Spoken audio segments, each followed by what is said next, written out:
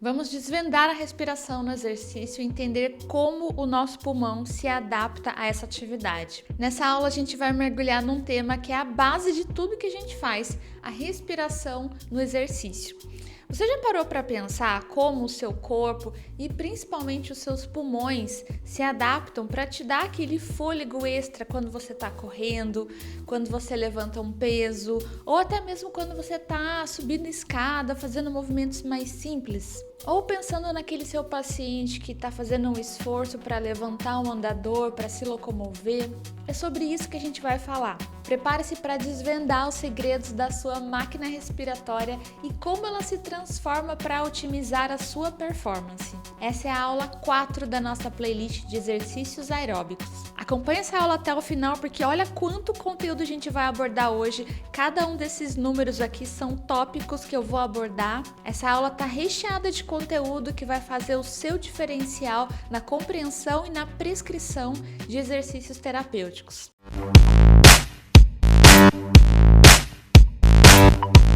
Seja muito bem-vindo, você está no canal Além da Cinesioterapia. Eu sou a professora Glaucia Gonzaga e aqui é o nosso espaço para falar de exercícios terapêuticos. Bom, vocês viram que eu coloquei aqui 6 tópicos e cada um deles corresponde a um bloco da aula. Então, inicialmente eu vou falar sobre o básico da respiração, vou falar sobre troca gasosa. Depois, no item 2, vou falar sobre a mecânica da respiração. No bloco 3, eu vou começar a falar especificamente do exercício. Eu coloquei esse título, a Revolução Respiratória no Exercício. A quarta parte da aula vai ser sobre padrões de resposta ventilatória. A gente vai entender um pouco mais sobre os limiares.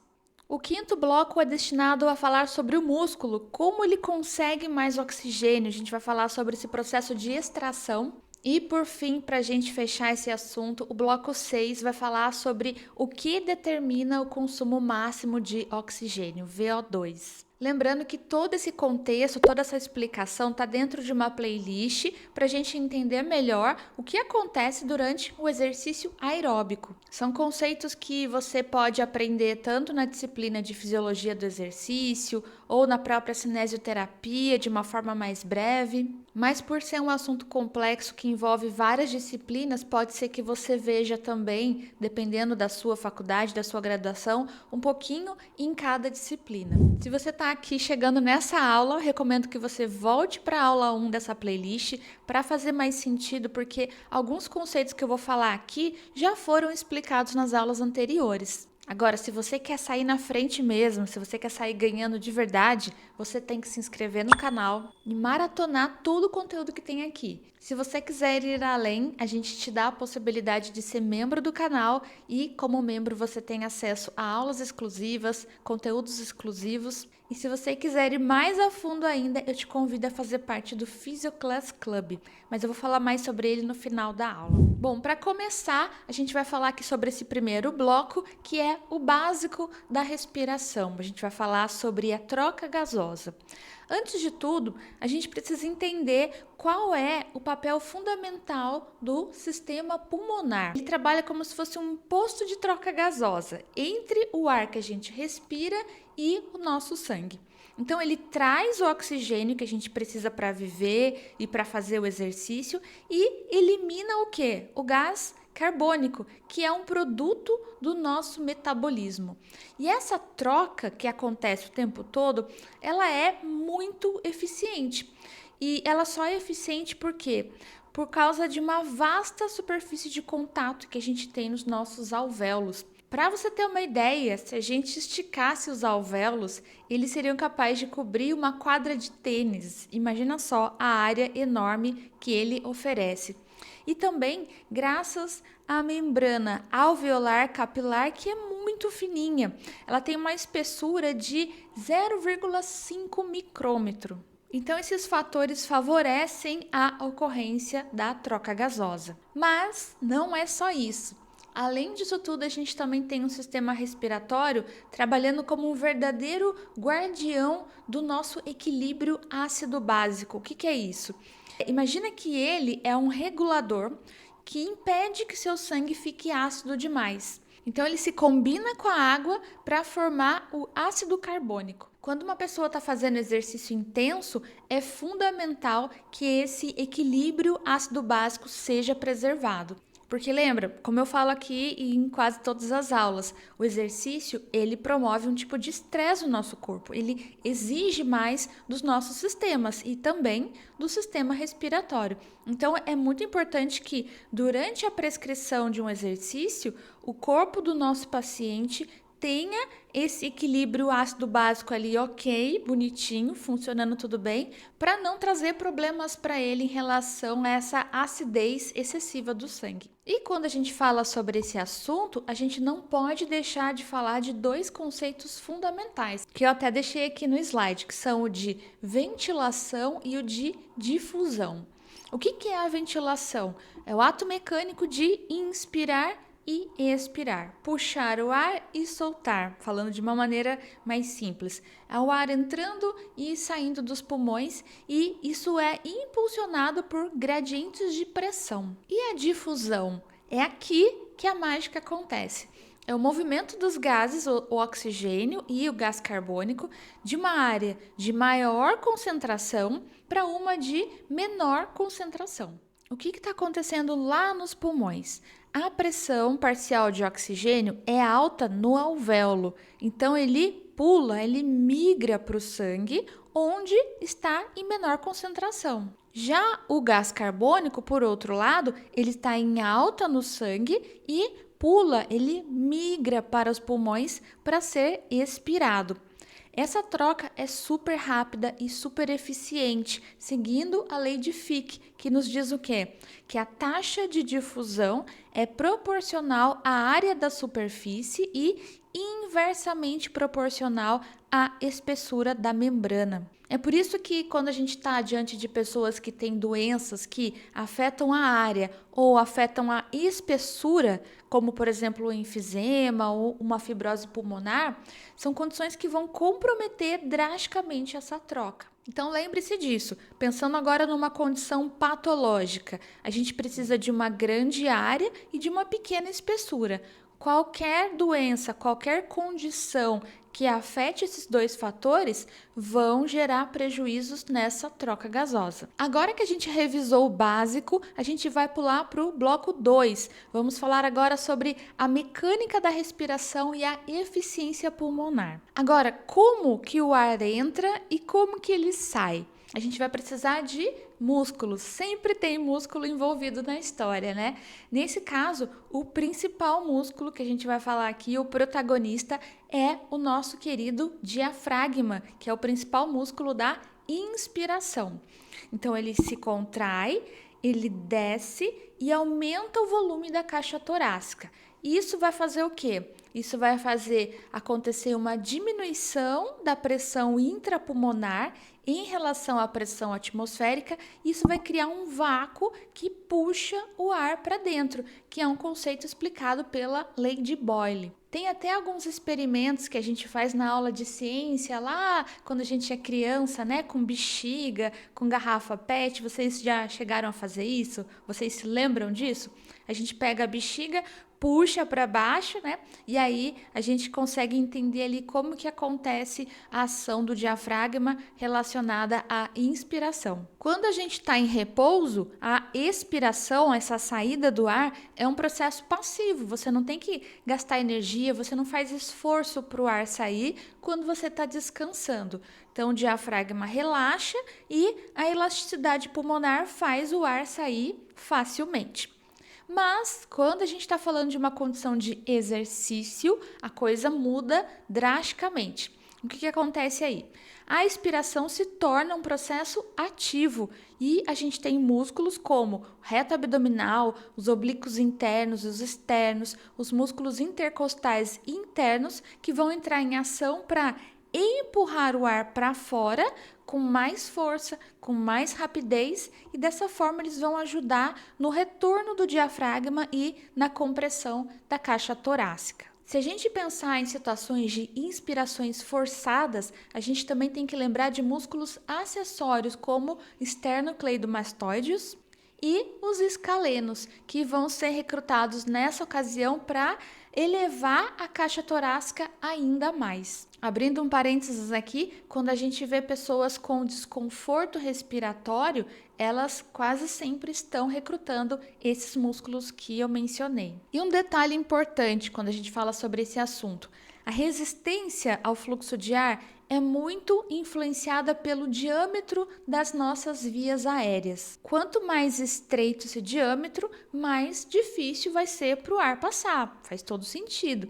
Isso vai exigir o quê? Um esforço respiratório muito maior. Então, a gente pode pensar em situações como, por exemplo, um broncoespasmo, né? Quando a pessoa está numa crise de asma, ela vai sofrer esse problema, que o diâmetro, então, nessa ocasião fica menor e o esforço para ela respirar é muito maior, ela vai se cansar com facilidade. Outro fator também que influencia a viscosidade do ar e o tipo de fluxo, se é um fluxo laminar ou turbulento, isso também vai influenciar. Para a gente quantificar essa respiração, será que tem como? Tem sim. A gente tem o uso da ventilação pulmonar, que é a quantidade total de gás que se move para dentro e para fora dos pulmões por minuto. Então, dá até para fazer um cálculo para a gente ter esse valor mais preciso. Você pega o volume corrente, que é o volume de ar em cada respiração, multiplicado pela frequência respiratória, que é quantas respirações a pessoa faz por minuto. Então, você pega volume corrente, volume de ar em cada respiração e multiplica pela frequência respiratória. Aí você tem a ventilação pulmonar desse indivíduo. Olha quanta coisa interessante, né? Quantas informações valiosas e que nos ajudam a entender melhor como o sistema respiratório trabalha em condições de repouso e em condições de exercício. E para que essa troca seja eficaz, a gente precisa de uma sincronia perfeita entre o fluxo sanguíneo, a perfusão, e a ventilação. Então a gente chama isso de relação ventilação-perfusão, V/Q. O ideal é que essa relação seja próxima de 1, garantindo que o sangue receba esse oxigênio exatamente onde ele precisa e que o CO2 seja removido de uma forma eficiente. Em condições patológicas, quando a gente fala de doenças respiratórias, né, doenças de vários tipos, a gente pode ter desequilíbrios nessa relação ventilação-perfusão. Eu posso ter situações onde o paciente tem ventilação, mas tem pouca perfusão, ou o contrário, situações onde ele tem perfusão, mas ele tem pouca ventilação. Então, não importa se seja por um problema ou por outro, isso vai comprometer a oxigenação. Só que o nosso corpo é muito inteligente, ele está sempre lutando pela nossa sobrevivência. Então, quando ele detecta esse desequilíbrio, essa relação desequilibrada, ele também vai começar a trabalhar com mecanismos para otimizar essa relação, como, por exemplo, uma vasoconstrição hipóxica pulmonar. Vamos falar agora diretamente sobre o assunto que a gente mais gosta, que é o exercício. Como o nosso corpo sabe que ele precisa respirar mais? Então, você estava lá descansando, estava em repouso, aí você começou uma caminhada, começou uma corrida. Como que seu corpo percebeu que ele precisa mudar o seu padrão respiratório? Se você começar a prestar atenção nisso, você vai ver que essas alterações respiratórias são praticamente instantâneas. Você começou o exercício e elas já acontecem ali quase que no mesmo instante. Pode até começar um pouquinho antes de você executar o exercício. Olha que curioso.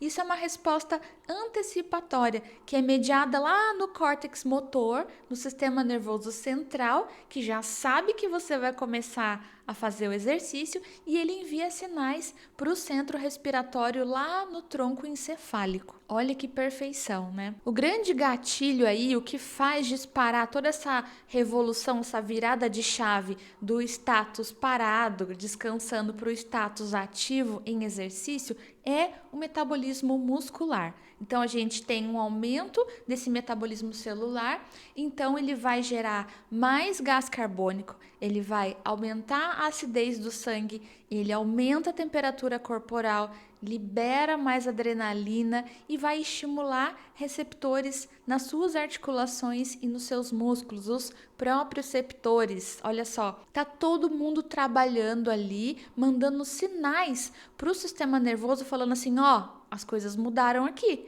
Essa pessoa não está mais parada não. Então a gente vai ter que se ajustar a essa nova condição. Imagina só, com tantas alterações acontecendo, a partir do momento que você começou a fazer exercício, eles já vão então, cada um desses fatores de forma combinada vai ser um sinal para o seu sistema respiratório ligar o turbo, ligar a chavinha ali e entender que agora as coisas estão funcionando de um jeito diferente. E aí tem muita gente trabalhando nesse processo, né? Muita gente, entre aspas. O primeiro personagem que a gente tem que citar aqui são os quimiorreceptores, que são os receptores centrais que estão lá no tronco encefálico e também os periféricos, os corpos carotídeos e os aórticos. E eles são muito sensíveis a pequeníssimas alterações de CO2, de H+.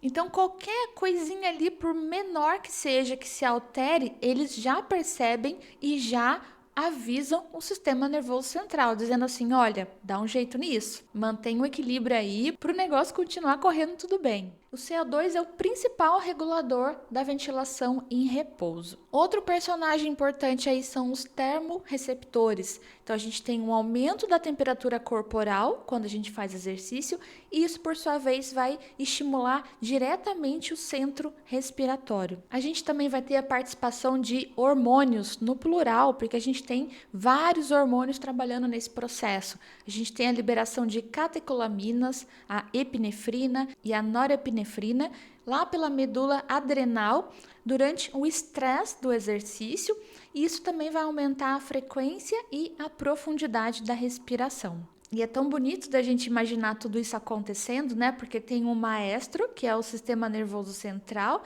e cada um dos músicos ali dos seus elementos estão trabalhando de forma sincronizada, cada uma no seu tempo direitinho ali, para se ajustar a essa condição de exercício. E também, como eu falei lá dos receptores periféricos nas articulações, nós temos os próprios receptores, que também são outros elementos importantes nesse processo. Então, toda vez que a gente movimenta as articulações, toda vez que a gente contrai os músculos, isso vai enviar um feedback neural que vai contribuir para o aumento inicial da ventilação. E como consequência disso tudo, o que a gente vai notar? Que a nossa ventilação minuto dispara, né? A pessoa que está fazendo exercício, ela tem uma alteração na ventilação minuto, que vai aumentando tanto pela frequência respiratória, como também pelo volume de ar em cada respiração. E a ventilação alveolar, lembra dos alvéolos que eu falei lá no comecinho da aula? Aquela que faz a troca real dos gases,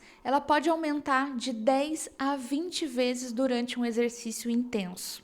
Imagina só. É o nosso corpo garantindo ali que a gente tenha oxigênio de sobra e que a gente elimine todo o gás carbônico produzido para manter a nossa homeostase, o nosso equilíbrio, a nossa sobrevivência. O quarto bloco dessa aula é voltado para falar sobre os padrões de resposta ventilatórias. Vamos entender agora os limiares, entender como tudo isso funciona com mais detalhes.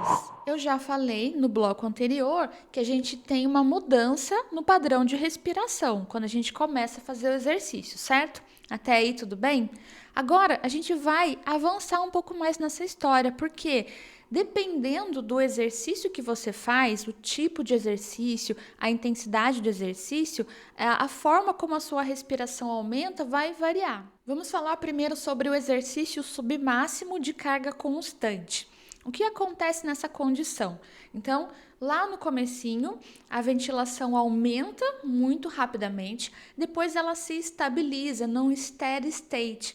Se você não conhece esse termo, volta lá para a aula anterior que eu já expliquei. Isso significa que o corpo conseguiu encontrar um ritmo onde a demanda de oxigênio e a produção de CO2 são constantes e elas estão eficientemente atendidas e eliminadas. Isso é o que acontece numa condição de exercício submáximo com carga constante.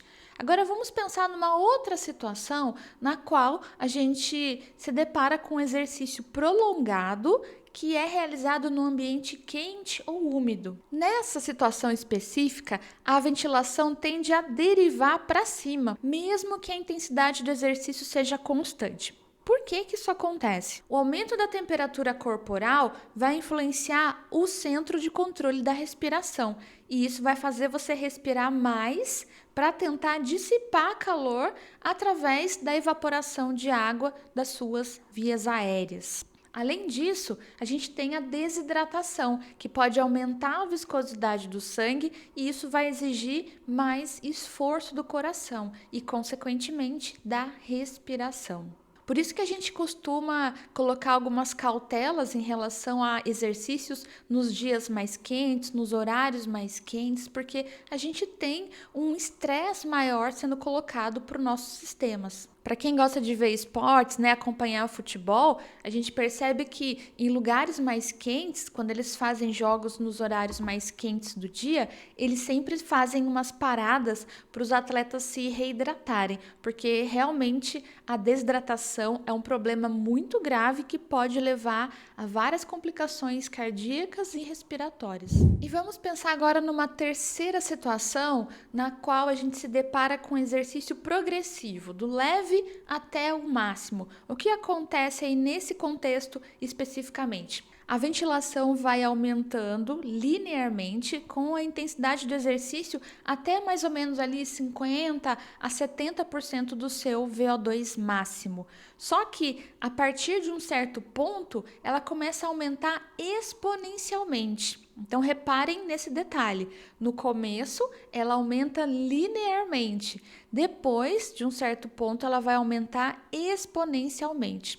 Então, esse ponto de quebrada ali, ou ponto de inflexão, é o que a gente chama de limiar ventilatório. E nós temos dois limiares ventilatórios, o VT1 e o VT2. Vou falar sobre cada um deles. O primeiro limiar ventilatório, ou chamado de limiar aeróbico, ele acontece quando a ventilação começa a aumentar desproporcionalmente ao consumo de oxigênio. E isso geralmente vai se coincidir com aquele ponto em que a produção de lactato começa a exceder a sua remoção. Então, começa a desequilibrar o negócio. E aí, o corpo vai usar o sistema tampão de bicarbonato para neutralizar o quê? O ácido lático, liberando mais CO2. Então, esses são os eventos que marcam ali o primeiro limiar ventilatório, quando ele sai daquela condição linear e passa para um comportamento exponencial. Já o segundo limiar ventilatório, que a gente pode chamar de VT2, ou ponto de compensação respiratória, é o local ali, é o momento onde a ventilação aumenta ainda mais abruptamente. Isso vai indicar o quê? Que o corpo está lutando para compensar uma acidose metabólica crescente. Então, ele vai hiperventilando para soprar o máximo de CO2 possível. Então, percebam que são tentativas do nosso corpo de manter a nossa sobrevivência, manter o nosso equilíbrio. Esses limiares são muito importantes, muito conhecidos na área de fisiologia do exercício, porque eles são indicadores da nossa capacidade aeróbica e anaeróbica, e eles são usados para prescrever as zonas de treinamento de uma forma muito mais precisa do que apenas se basear na sua frequência cardíaca. Vamos falar agora sobre a musculatura. Então, o bloco 5 dessa aula é para falar sobre como o músculo consegue mais oxigênio. Vamos falar sobre os segredos dessa extração. A gente já entendeu até essa altura do campeonato aqui da aula que a gente respira mais, certo? Mas como esse oxigênio extra chega e como ele é usado pelo músculo lá na periferia que está fazendo o exercício, né, a contração efetivamente. Então, primeiro, a gente tem que destacar que acontece um aumento do fluxo sanguíneo. O sistema vascular também se adapta nesse processo todo. Então, Então a gente já falou sobre isso em outras aulas. Mas o aumento do sangue que chega ao músculo em exercício é fundamental para levar mais oxigênio. Isso acontece através da vasodilatação local nos vasos sanguíneos que estão irrigando aqueles músculos ativos e também dessa redistribuição do fluxo sanguíneo para priorizar esses tecidos. Eles estão precisando de mais atenção nesse momento, então o sistema vascular entende isso e leva mais sangue para essas regiões. E depois, o outro ponto que a gente precisa entender nesse processo é o aumento da extração do oxigênio. Aqui é a nossa cerejinha do bolo. Então, seu músculo se torna um aspirador de oxigênio, a gente pode falar assim. Várias coisas ali, vários fatores contribuem para isso, né? E vão aumentar a eficiência com que esse oxigênio é liberado da hemoglobina e captado pelas células musculares. Vamos falar sobre esses fatores agora. O músculo que está fazendo exercício, né, o músculo em atividade, ele consome tanto oxigênio que a pressão parcial de oxigênio no tecido diminui drasticamente. Então, isso vai gerar um gradiente de pressão muito acentuado, o que vai facilitar a liberação de oxigênio da hemoglobina, que é a proteína que transporta o oxigênio no sangue, para quem? Para as células musculares. A produção de mais gás carbônico, o aumento da concentração dos íons H+, né, que vai gerar a diminuição do pH ou a acidose, e o aumento da temperatura no músculo são sinais muito fortes ali, muito poderosos para a hemoglobina soltar, liberar mais oxigênio. E isso é conhecido como efeito Bohr. Esses fatores fazem com que a curva de dissociação da oxihemoglobina se desloque mais para a direita, significando que a hemoglobina tem menor afinidade por oxigênio e o libera mais facilmente, mais prontamente para os tecidos que estão precisando. E também tem um outro amigo ali, um outro personagem que é pouco falado, que é o 2,3-difosfoglicerato, que é o 2,3-DPG. É uma substância produzida nos glóbulos vermelhos que se liga à hemoglobina e também vai reduzir a sua afinidade por oxigênio. Isso vai facilitar ainda mais a liberação de O2 para os tecidos que são metabolicamente ativos. Toda vez que a gente está em condições de hipóxia crônica, ou quando a gente está fazendo um exercício intenso prolongado, a gente tem um aumento dos níveis do 2,3-DPG. Então, mais uma vez, um mecanismo para favorecer a nossa homeostase, o nosso equilíbrio fisiológico.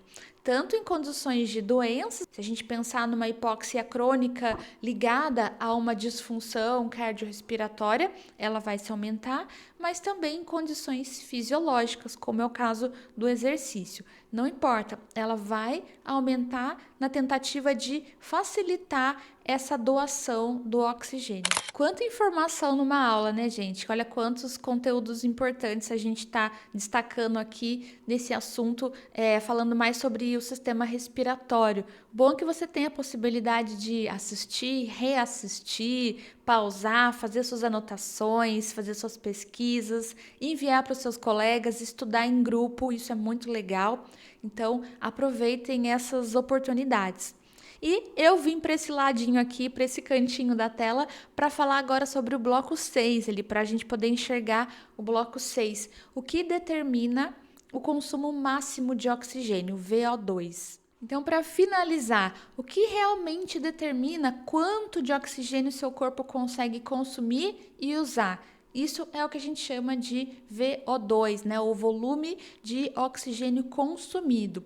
E quando a gente fala do VO2 max, né, o VO2 máximo, a gente se refere à taxa máxima na qual o oxigênio pode ser captado, transportado e usado pelos tecidos durante o exercício máximo.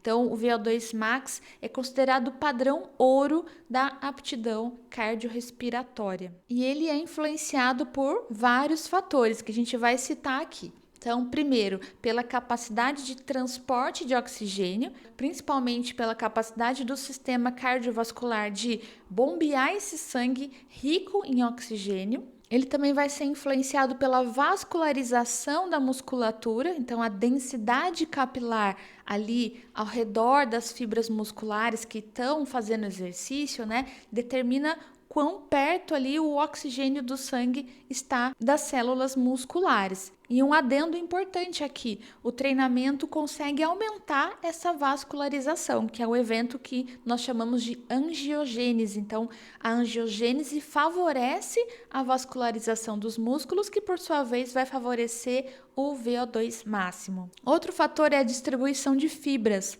Então, a proporção de fibras musculares de contração lenta, né, que é do tipo 1, que são mais aeróbicas, que são ricas em mitocôndrias, ricas em capilares, e as fibras de contração rápida, do tipo 2, né, também é um fator que interfere. Se a pessoa tem maior percentual de fibras do tipo 1, elas tendem a ter um maior VO2 máximo em comparação com esse outro grupo que tem maior percentual de fibras do tipo 2.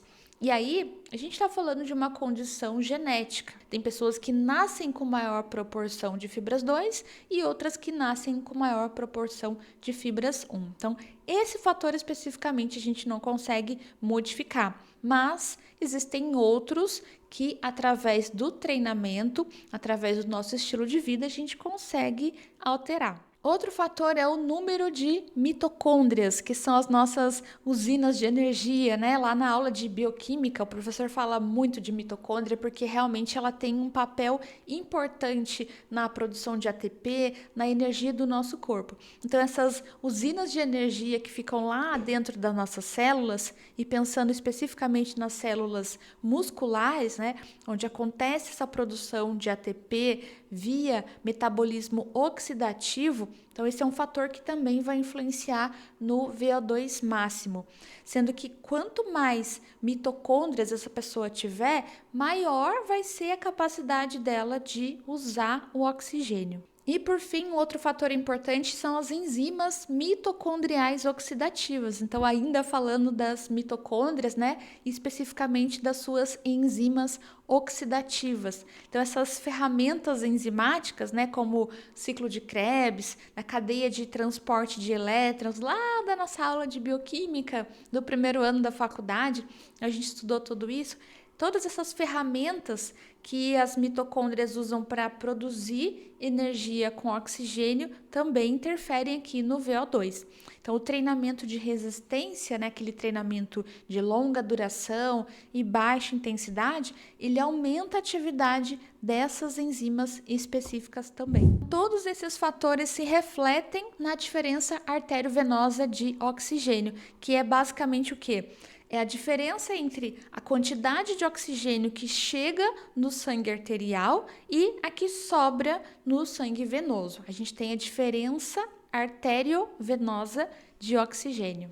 E quanto maior for essa diferença, significa o quê? Que mais oxigênio seu músculo conseguiu pegar, né? Ele extraiu e utilizou, o que é um sinal de alta eficiência metabólica. Essa relação é fundamental para o princípio de Fick, que estabelece que o VO2 é o produto do débito cardíaco e da diferença arteriovenosa de oxigênio. Nossa, quanta informação, hein? Parecia que ia falar só sobre assuntos mais básicos ali no rasinho, mas a gente acabou mergulhando e falando sobre diversos aspectos importantes necessários do sistema respiratório conectado ao exercício. É claro que aqui a gente não esgota o assunto, eu falo brincando sempre que aqui é a pontinha do iceberg, mas a gente pode continuar o nosso estudo aqui de várias formas. Entender como o seu corpo se adapta para otimizar essa captação e o uso de oxigênio é fundamental para qualquer profissional,